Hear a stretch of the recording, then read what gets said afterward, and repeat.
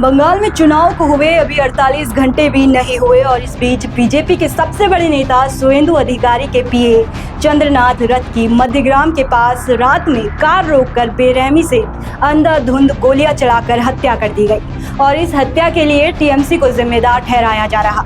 लेकिन सबसे बड़ा सवाल ये है कि जिस पश्चिम बंगाल में 2.5 लाख से ज्यादा पुलिस फोर्स लगाई गई थी, वहां ही आखिरकार मुख्यमंत्री बनने वाले शुभेंदु अधिकारी के पीए को आप सुरक्षा नहीं दे पाए, उसको सुरक्षित नहीं रख पाए। आखिर क्यों? नमस्कार, मैं हूं आपके साथ इंदिरा यादव। घर से तकरीबन 50 से 100 किलोमीटर दूर पीए चंद्रनाथ रथ की गाड़ी को रोककर एक गाड़ी आगे लगाई जाती है और हमलावर दूसरी बाइक से पीछे से आते हैं और कई राउंड फायरिंग की जाती है जब तक कि चंद्रनाथ रथ दम नहीं तोड़ देते। उनके ड्राइवर को भी गोलियां लगी हैं, हालत नाजुक है। अस्पताल में वो जिंदगी और मौत से जंग लड़ रहा।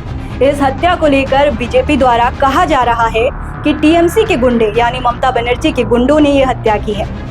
लेकिन सबसे बड़ा सवाल यही उठ रहा है कि आखिर जिस व्यक्ति को मुख्यमंत्री पद का सबसे मजबूत दावेदार माना जा रहा हो, उसकी सुरक्षा इतनी कमजोर कैसे हो सकती है?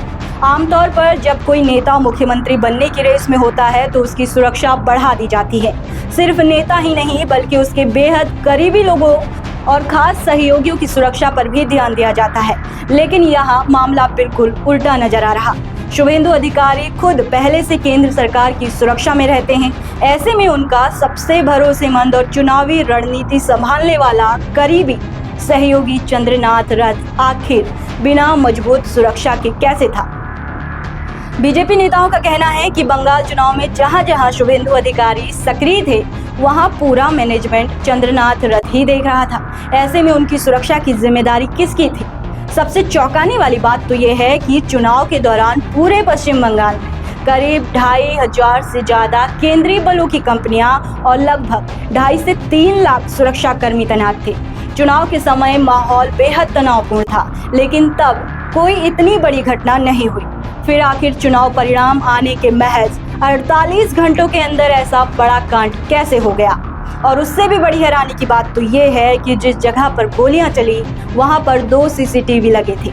फुटेज वहां से आसानी से प्राप्त की जा सकती थी, लेकिन दोनों सीसीटीवी कैमरे काम नहीं कर रहे थे। एक कैमरे पर सिर्फ गाड़ियां आती हुई रिकॉर्ड हुई। अब इसे इत्तेफाक कहें या इसके पीछे का मकसद कुछ और ही है। इस कहानी के अंदर झोल बहुत सारे हैं। यहाँ कौन क्या खेल कर रहा, सबसे बड़ा सवाल। इस घटना के पीछे किसका हाथ है? क्या डूबती हुई टीएमसी का या फिर अंदरूनी तौर पर कोई अपना ही घर का विभीषण है जिसने सारा खेल किया है?